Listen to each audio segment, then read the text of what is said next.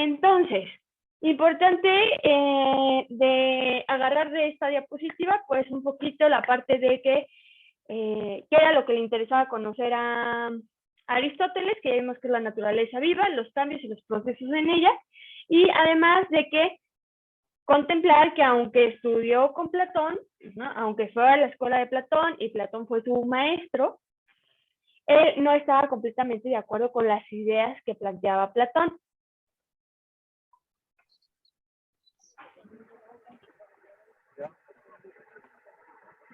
Entonces, avanzando un poquito, ¿dónde encontramos estas diferencias de pensamiento? Porque Aristóteles no estaba del todo convencido con lo que Platón comentaba. Pues nos vamos a seguir basando un poquito en la teoría filosófica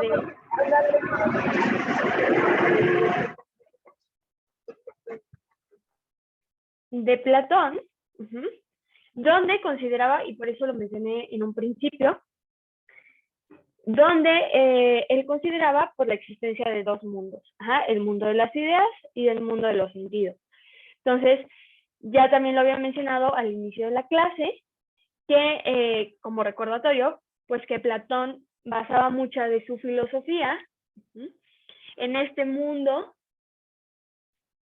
de las ideas. Él decía que las verdades absolutas o verdaderas se encuentran en este mundo de las ideas, que es aquello que es eterno e inmutable, o sea, no va a cambiar y que se mantiene siempre. Y hacía como menos o a un lado, pues este mundo de las ideas que él tenía. Entonces, en este caso, lo que sucede con Aristóteles es que defiende un poco y toda su filosofía está basada más que en el mundo de las ideas, en el mundo de los sentidos. Entonces, por un lado, en esta tablita comparativa lo podemos observar bastante bien. Por un lado, a Aristóteles le interesa y defiende los cambios en la naturaleza, esos cambios que van ocurriendo con el tiempo. Y Platón se queda con lo eterno e inmutable, con aquello que no va a presentar un cambio. Entonces uno se enfoca más al cambio y el otro a aquello que no va a generar un cambio. Luego tenemos el mundo de los sentidos, que acuérdense que del mundo de los sentidos tenía que ver un poco con esa parte de las verdades que obtenemos a partir de nuestros sentidos, a partir de la vista, a partir del tacto, del olfato, del oído. Y el mundo de las ideas parte pues a partir de las de los conocimientos seguros, a partir de la razón, no tanto de lo que yo logro percibir con mis sentidos, sino parte de la razón. Y entonces tenemos que, por un lado, Aristóteles se va por el lado de los sentidos y Platón se va por la parte de las inteligencias, por la parte de la razón.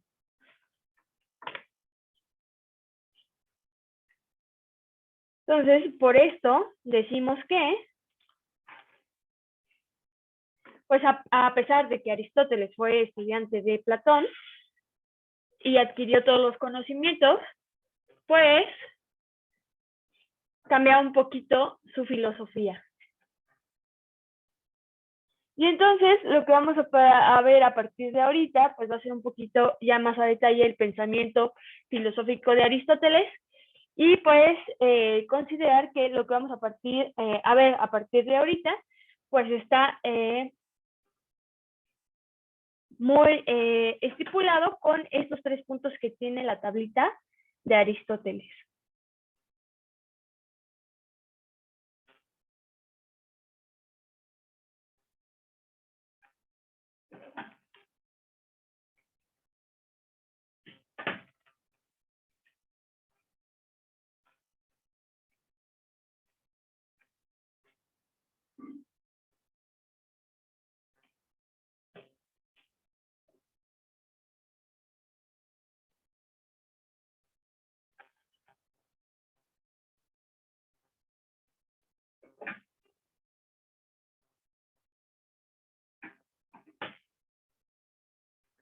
Entonces vamos a comenzar a interpretar un poco y a conocer sobre el pensamiento filosófico de Aristóteles. Podemos decir que las diapositivas anteriores nos hacen un preámbulo a lo que vamos a ver a continuación sobre el pensamiento de Aristóteles.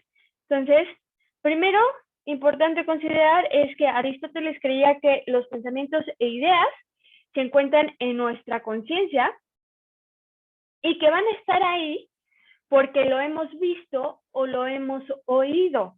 Entonces, esta idea que mencionamos anteriormente, de que todo el pensamiento filosófico de Aristóteles viene del mundo de los sentidos, de todo aquello que percibimos con nuestros sentidos. Entonces, él decía, pues sí, tenemos pensamientos e ideas que se encuentran en nuestra conciencia, pero al contrario de Platón, de decir que estos pensamientos e ideas vienen a partir de aquello que es inmutable y eterno y que viene desde la razón misma, él dice, no, o sea, están ahí porque antes que cualquier cosa, nosotros las hemos visto y las hemos oído, las hemos percibido con nuestros sentidos.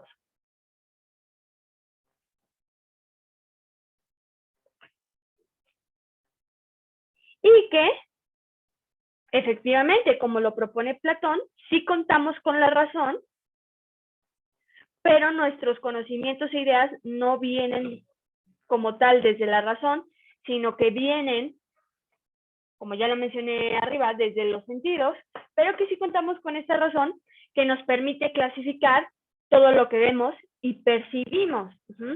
Entonces, sí contamos con esta razón que nos ayuda como tal a clasificar todo eso que logramos ver y percibir. Esto quiere decir que la razón es la que nos ayuda a que si vemos un caballo, nosotros lo clasificamos como un caballo. Que si vemos un plátano, lo clasificamos como un plátano. Pero considerar que yo tengo la idea o el pensamiento que lo que estoy viendo es un caballo, o yo ya sé que es un caballo, porque desde un inicio lo vi y lo oí.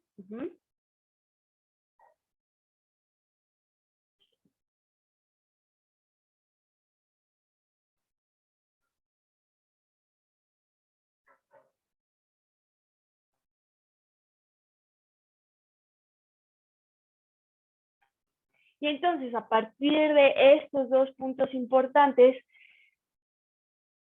de decir que todos nuestros pensamientos e ideas están en nuestra conciencia y están ahí porque lo hemos sentido, y que además contamos con esta parte de la razón, que es la que nos ayuda a clasificar todo lo que vemos y percibimos, pues vamos a continuar con una de las teorías que propone Aristóteles dentro de su pensamiento filosófico, que parte de la materia y la forma. Entonces, él consideraba que todo, inclusive nosotros como seres humanos, estamos formados por dos cosas, que vendría siendo la materia y la forma. Entonces vamos a hablar un poquito sobre la materia y la forma, de qué consiste cada una de estas.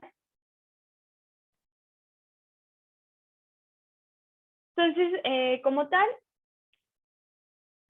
la materia, que vamos a definir como materia, lo que nos dice la física y la química, que la materia es pues todo aquello que posee una masa y ocupa un lugar en el espacio, o sea, que cuenta con un volumen. Con esta definición nos damos cuenta que tanto nosotros como todo lo que nos rodea, pues vendría siendo materia. Pues nos dice que esta materia, que es todo aquello que posee una masa y que tiene un lugar en el espacio, está formada por una serie de cosas individuales que forman un conjunto de. Entonces vamos a tener como tal otra definición de materia, pero un poco más enfocada al pensamiento filosófico de Aristóteles, no tanto lo que nos dice la química y la física, sino más orientado al pensamiento como tal de Aristóteles, que nos dice que la materia, Aristóteles la orientaba a la parte del material. Entonces, él propone que nosotros y que todo lo que nos rodea está conformado, está formado por una parte de materia, que vendría siendo el material, y que esta materia o este material por el cual estamos conformados siempre está en una constante posibilidad de realizar una determinada forma. Y ahorita vamos a ver un ejemplo para que quede más claro la parte de materia. Y luego, pues, es la forma, que está relacionada con la cualidad que tenemos y que son esas propiedades específicas que nos hacen pertenecer a una especie. Es decir, es un plátano, es un caballo, es un ser humano. Son esas cualidades que nos hacen ser parte de una especie. Son esas propiedades específicas. Entonces, podemos tener un ejemplo donde vamos a hablar sobre la gallina. Entonces, la gallina, su forma vendría siendo la cualidad, ¿no? Esas propiedades específicas que la hacen ser gallina. ¿Cuál es una propiedad específica que la hace ser gallina? Pues que pone huevos. Entonces, hablando de la forma de la gallina, su cualidad es poner huevos.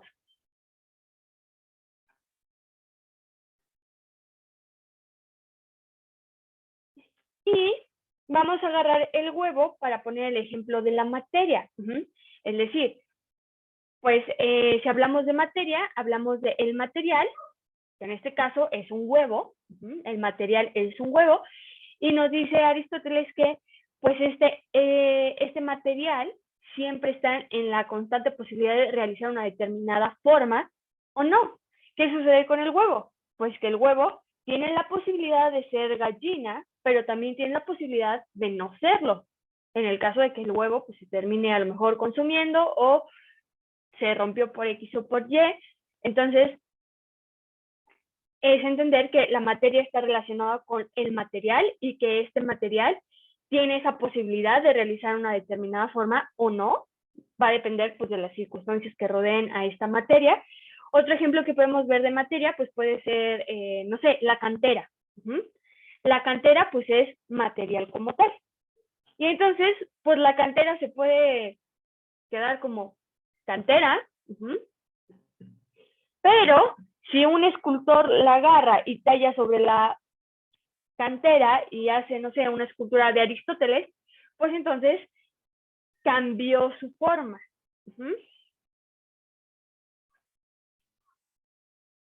Entonces tenemos que la forma, que es la cualidad, esas propiedades que me hacen pertenecer a una especie, puede dejar de existir. Esto quiere decir, pues que como sabemos, no somos eternos.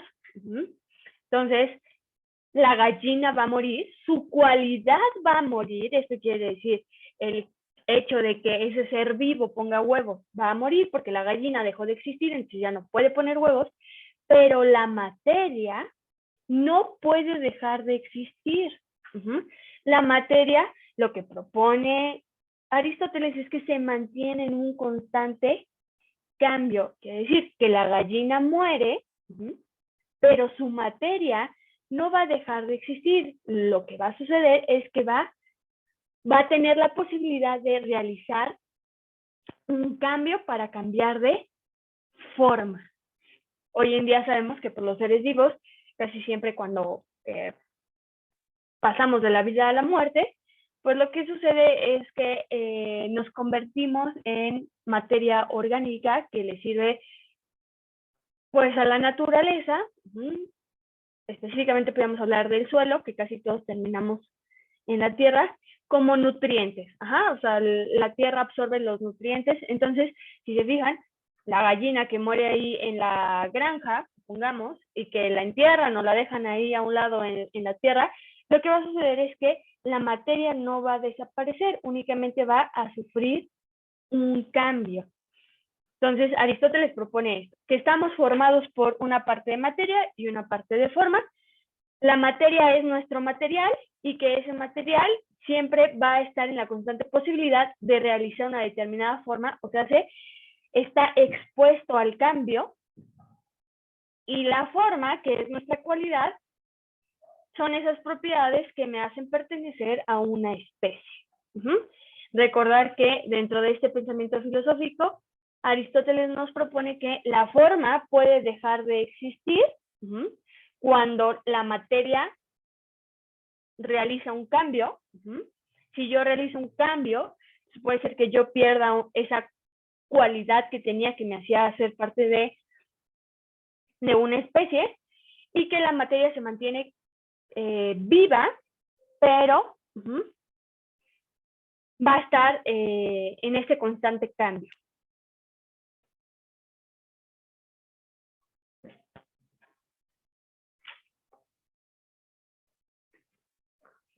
Dentro de su pensamiento filosófico, también vamos a tener otra teoría, que es la teoría de la causa y efecto. Entonces vamos a hablar dentro de su pensamiento filosófico que nos propone Aristóteles con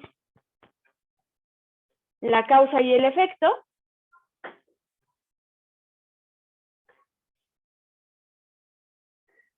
Entonces, como tal, pues se le conoce como teoría de la causalidad, teoría de la causa y efecto. Es importante porque es importante todo lo que hemos visto hasta el momento, no solo de Aristóteles, sino de Platón y de Sócrates, porque hay que recordar que vienen más filósofos a continuación, que yo les dije que venían un poco más orientados a la parte religiosa, porque vamos a ver un contexto histórico donde el cristianismo pues forma parte fundamental de la vida de estos personajes, pero pues ellos, todo su pensamiento pues lo basan en lo que ya conocían, que son los pensamientos de Sócrates, de Platón, de Aristóteles. Entonces por eso es importante entender bastante bien todo lo que nos propone Sócrates, Platón y Aristóteles. Entonces, esta teoría de la causalidad la vamos a mencionar un poquito más adelante con otro personaje, ya de otra época, pero pues en su momento estudió Aristóteles y le pareció interesante la teoría de la causalidad, que básicamente esta teoría de la causa y efecto nos explica pues cómo es que se llevan a cabo estos cambios en la naturaleza que él propone. Entonces, pues él propone la causa, que vendría siendo cómo sucede algo, y el efecto, que es el suceso o fenómeno que sucede.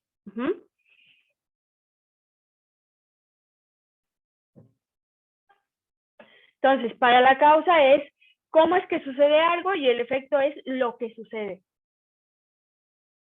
Y dentro de esta parte que dice que para que exista un suceso o un fenómeno debe de existir una causa, pues propone 5 tipos de causa,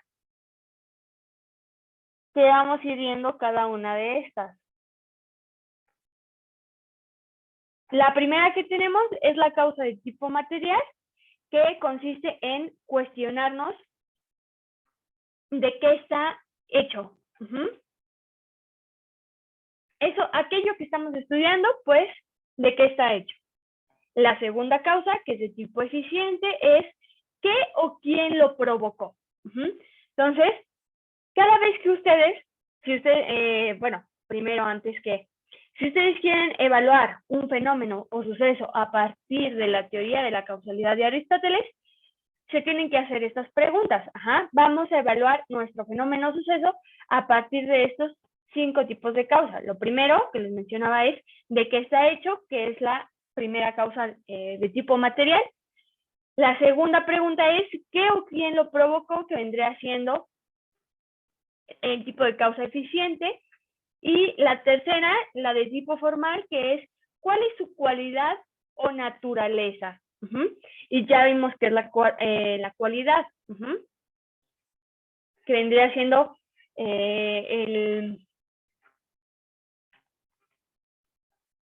esas propiedades específicas que lo hacen ser lo que es. Y por último, la causa final, que es cuál es su finalidad, o sea, ¿por qué está ocurriendo dicho cambio? Vamos a ver un ejemplo. Y para este ejemplo, para este fenómeno, vamos a ver sus 4 tipos de causa. Según esta teoría de la causalidad de Aristóteles. Entonces, el fenómeno que vamos a estar analizando va a ser la lluvia. Entonces, primero vamos a analizar como tal la lluvia. ¿Por qué llueve? Pues hagan de cuenta que, como sabemos, existe un ciclo del agua, que es el que nos mantiene el hidrógeno y parte del oxígeno aquí en el planeta Tierra, y que dentro de este ciclo del agua hay un punto donde el agua se encuentra en forma de vapor de agua en las nubes. Entonces, este vapor de agua en las nubes va a sufrir un cambio de temperatura, se va a enfriar y entonces se va a condensar. Esto quiere decir que va a pasar de vapor a líquido, formando gotas de agua que caen al suelo por la gravedad. Entonces, eso es la lluvia, ese es el fenómeno de la lluvia y vamos a analizar estos 4 tipos de causas. Número 1, la de material. ¿De qué está hecho? ¿De qué está hecho este fenómeno? Pues mencionamos que está hecho por vapor de agua, que también lo podríamos definir como tal, como agua, H2O. Entonces, ya respondí a la primera pregunta y ya sé cuál es la primera causa, ¿no? Que vendría siendo de qué está hecho. Vapor de agua, agua H2O. Número 2, ¿qué o quién lo provocó? ¿Quién provoca que el H2O o el agua que está en las nubes cambie de vapor de agua a gotas de agua para que caigan? Pues el cambio de temperatura. Entonces ya estoy resolviendo el segundo tipo de causa. Es ¿quién o quién lo provocó? El cambio de temperatura. Número 3. ¿Cuál es su cualidad o naturaleza? ¿Qué es lo que hacen estas gotas de lluvia? Pues su cualidad es caer al suelo. Bueno, puede caer en un río, en un lago, sino más bien caer en la superficie. Dejémoslo así. Entonces, esa es su cualidad o naturaleza. Que siempre que llueve, el agua va a caer a la superficie. Que era un poquito el ejemplo que poníamos con la gallina. La cualidad de la gallina siempre va a ser poner huevo. En el caso de la lluvia, su cualidad, su propiedad específica que lo hace ser lluvia es que cae al suelo. Y por último, la causa final, que es ¿cuál es su finalidad? Pues que las plantas y los animales las necesitamos. Necesitamos que el agua se encuentre en la superficie para poder existir.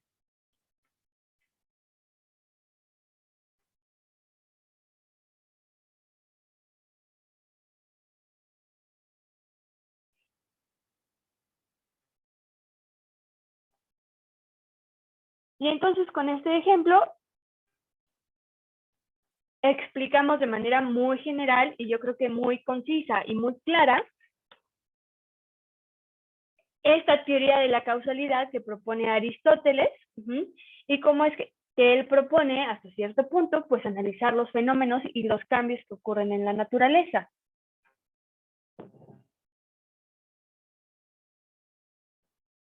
Yendo avanzando, siguiendo, así eso sonó muy como rebuscado, no sé, bueno, siguiendo con las diapositivas, vamos a continuar con otra parte que propone nuestro querido Aristóteles, que es la parte de la lógica. Entonces, acuérdense que aquí todos los filósofos lo que quieren, a final de cuentas, es llegar a esas verdades. Conocer esas verdades que nos ayudan a explicar, pues, todo lo que nos rodea. Entonces, pues él trabaja un poco con la lógica y como tal, podríamos decir que propone a la lógica como una ciencia. Y esta ciencia que él propone a partir de la lógica se basa en que a partir de yo señalar varias premisas, que las premisas pues son ideas que vamos a considerar como verdaderas. Al yo proponer varias premisas, eventualmente voy a llegar a conclusiones lógicamente válidas.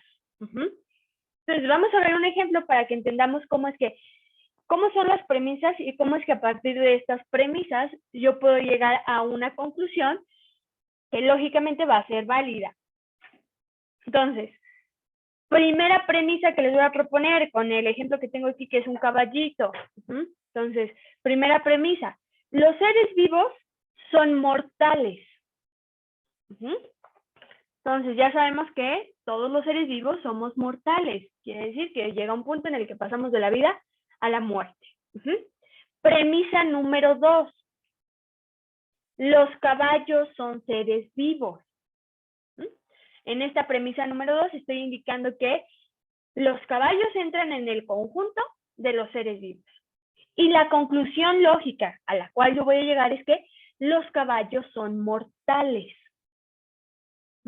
Y esta conclusión lógica que va a ser válida, la obtuve a partir de dos premisas. La primera la vuelvo a repetir, los seres vivos son mortales.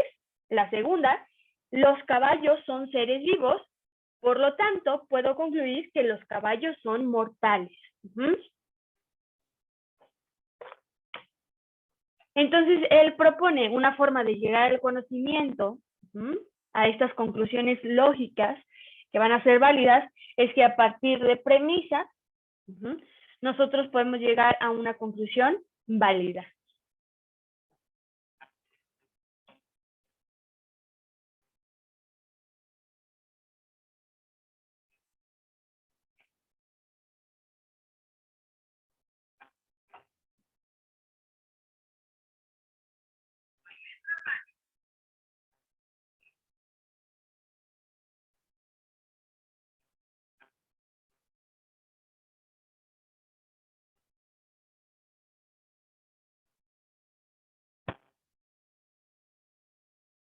Y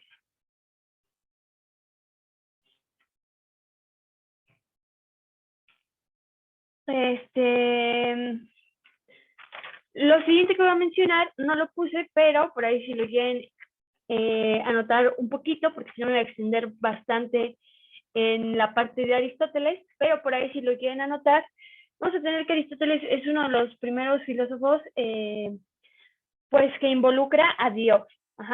No viene en esta diapositiva, nada más lo voy a platicar. Involucra a Dios y lo involucra porque él tenía una escala de la naturaleza, donde pues iba acomodando en escala todo aquello que conformaba la naturaleza. Entonces él la naturaleza la clasificaba en dos grupos importantes, que son las cosas vivas y las cosas inanimadas. Entonces las cosas vivas él consideraba que se mantenían en cambio constante y las cosas inanimadas pues podían tener un cambio o no. Y dentro de las cosas vivas pues proponía el grupo de las plantas y al de los seres vivos. ¿Por qué motivo, razón o circunstancia Aristóteles no consideraba a las plantas seres vivos? Desconozco, pero pues él decía, las cosas vivas son plantas y seres vivos, y dentro de los seres vivos están los animales y los humanos, y los humanos están por arriba de todos estos grupos que he mencionado, que son las cosas vivas y las cosas inanimadas, y dentro de las cosas vivas, los humanos van a estar arriba de las plantas y de los animales y de las cosas inanimadas en esta escala. ¿Por qué? Porque el ser humano es un ser pensante y racional. Entonces, Aristóteles consideraba que eso ya nos hacía estar por arriba de esta escala, pero decía, todavía hay algo más arriba de esta escala que es Dios, porque Dios es el que genera los cambios o los movimientos que ocurren en la naturaleza y en los astros. Entonces tenemos por aquí que un poquito en su pensamiento, pues Aristóteles involucra a Dios. Luego, hemos visto que muchos filósofos también han tratado la parte de la política. Y lo vimos de manera bien rápida,